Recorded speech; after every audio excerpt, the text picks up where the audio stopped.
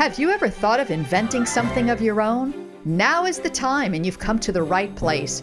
Welcome to the Toy Museum of New York's Oral History Project. We've interviewed some of the greatest living toy inventors, industry experts, startups, new brands, and innovative thinkers, and we're sharing their personal stories with you. Now sit back and enjoy the show. I'm Marlene Hochman, founder and director of the Toy Museum, and today we're joined by Randall Rothenberg, and I'm the CEO of the IAB, the Interactive Advertising Bureau. So what is the IAB? Tell us what that does. Well, we are like the Toy Association. We're a trade association, and we represent the digital marketing, media, and advertising industry. So Hulu and AOL and Google and Facebook and NewYorkTimes.com and Disney.com are all members of our association. And why do they join? What is the benefits for a brand to be part of your membership? Oh, lots of things.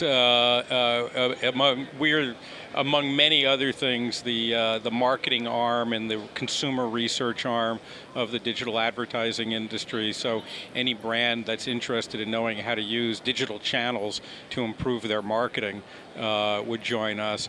We're also, as is the Toy Association, the lobbying arm of the industry. So anything having to do with public policy, we're heavily involved in. For this industry, the toy industry in particular now, toy and game, obviously consumer privacy is a very big issue, especially relating to children. Sure. So we're heavily involved in that at the state and federal level. So people who are have a brand here need your association to tell them what they're allowed to do and what they're not allowed to do. Exactly, to help them through that. And what do they get from you? Well, they get membership. A lot. Well, you can join. I mean, it's like most trade associations. You can join, pay dues. But actually, for brands like the companies here, our membership, at least for the time being, is free. The media side is and the technology side is paying the freight. So the advantage for the Hasbros and the Mattels of the world would be... They're getting it for free. Getting it for free and have access to our Public Policy Council, the Research Council. The other thing we do that's actually pretty important that quite literally nobody else does is we write the underlying technical standards for digital advertising. So the more and more that companies like this really insource their own digital advertising and marketing, programmatic advertising, the more they want to know and participate in the things we do. Because, for example, a lot of digital display advertising is bought and sold on an open auction market. It's called open RTB, for real-time bidding. Well, the IEB and our tech lab are literally write and design the infrastructure for that. So if you have a chief digital officer, you're going to want her or him to be part of that. So what if somebody's watching today who's a toy inventor, maybe a young toy inventor, and wants to get the word out there about their toy, and they want some digital advertising, or they want to be paid by YouTube for all their hits. Is that something you could help them with? Yes, absolutely. In what way? Well, among other things, we have lots of different kinds of groups, membership groups, peer-to-peer groups that are all about defining the best practices for doing exactly that. We also do a considerable amount of original research devoted strictly to that. For example, we've got the world's largest collection of research on direct-to-consumer brands of any organization. We've been doing it for several years, so we've really defined and codified the best practices for going direct-to-consumer for any kind of brand, whether you're a packaged goods brand or a toy brand or a health brand. So we have a lot of that research. We released a big study last July at VidCon, in fact. What is VidCon? VidCon is the video influencers convention. It's basically the toy fair of Video the video influencers. So is like all the celebs there? Yes, all the celebrity influencers. And when is that convention? That's in July. They do several of them now. The big one, I'm pretty sure, is July. Yeah, it was July. July, and they do it in Anaheim. I did a fireside chat there with Rosanna Pansino, who is a YouTube influencer with, no kidding, 11 million registered followers, larger than most cable networks. And what's her trade secrets? Give us a few of her secrets, or any secrets from the industry you've learned. It's mostly about how to collaborate, how to, in effect, trade your audiences with others to increase your audiences, about how to use your influence on behalf of brands, how to extend your influence across different channels. So most of these successful YouTube influencers, including influencers who specialize in the toy industry, are no longer just on YouTube. They're, of course, on Instagram. They're on Snap. They're doing books. They're doing movies. They're getting themselves onto other kinds of over-the-top television networks like Netflix and Hulu. So that was pretty interesting to learn about all that there. Now, what is your title? I'm the CEO. So how long has this business been around? We are now 26 years old. And is this your business? No, it's a trade. It's a trade association, like Toy Association. So we're a 501c6. We were founded 26 years ago by, at the time, a very small number of the original digital media companies. AOL was one of the. AOL was a founder. New York Times was a founder. Condé Nast was a founder. And in the earliest days, they had a technical problem that they needed to solve for, which was that the sizes of banner ads were numbered in the hundreds. And so no advertisers would buy because they would have to customize the sizes for every site. It's too expensive.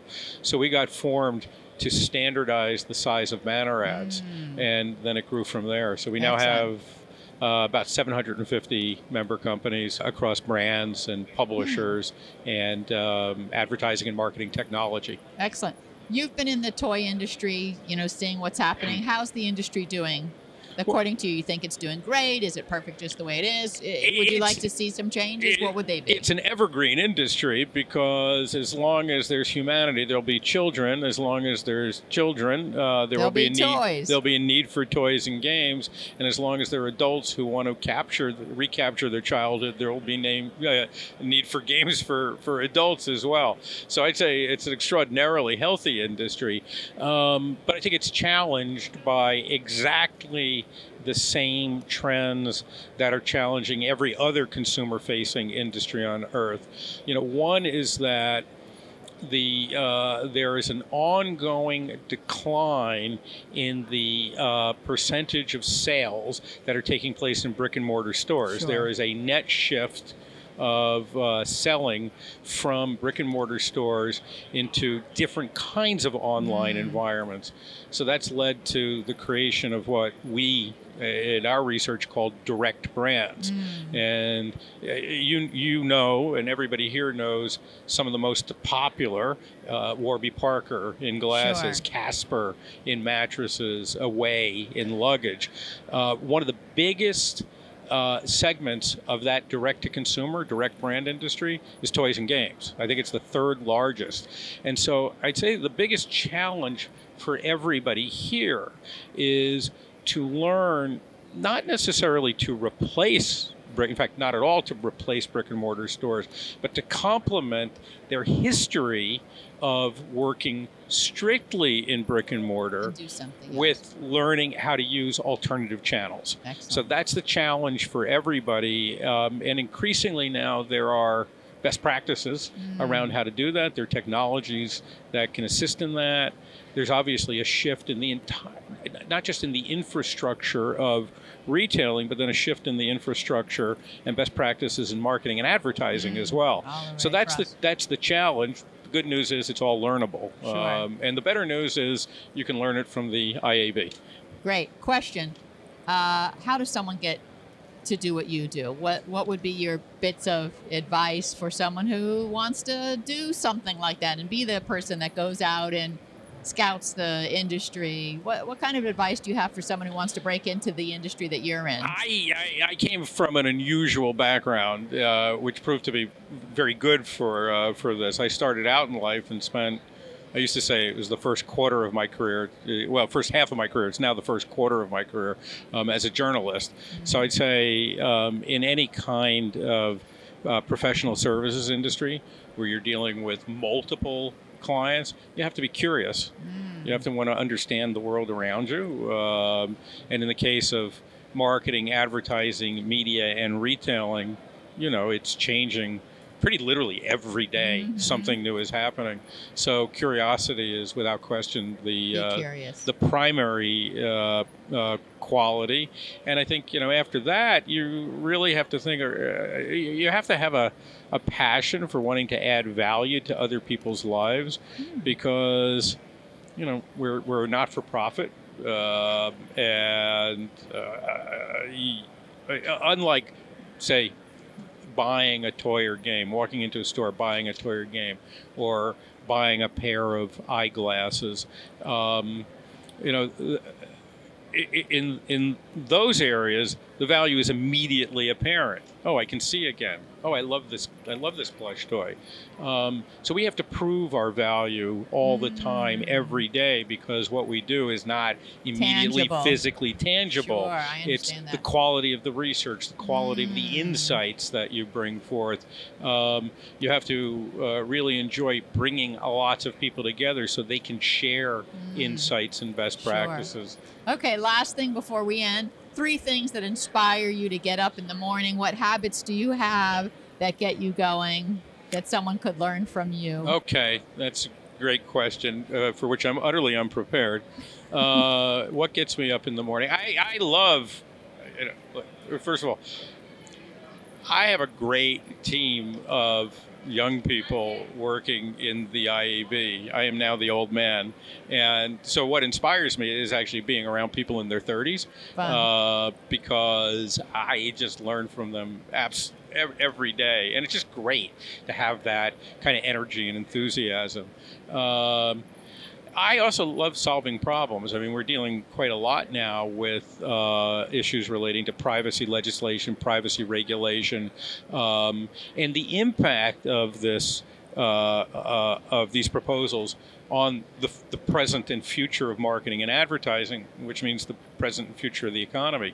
So I actually love going to Washington and working with members of Congress and regulatory agencies in the White House. It's just, I can't believe I get to do that. That's great. It's like for somebody who kind of grew up reading newspapers and reading about you're politics. The guy that's there. Yeah, and whatever people say,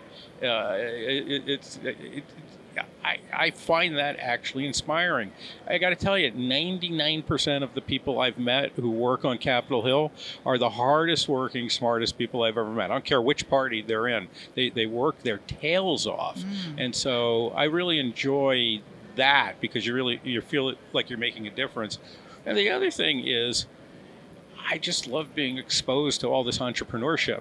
And this is also why I love wandering around something like Toy Fair, because you just see so many phenomenally creative ideas. And to be exposed to that every day and to see different things every day, it makes every day a joy to get up. Well, thank you so much. Really appreciate it. Thank you, Marlene. I appreciate your time. Conversation. It was my pleasure to get to hear what you had to say. Thank you so much. Thank you for having me. We hope you enjoyed this program. The museum relies on viewers like you to make programs like this possible. Thank you.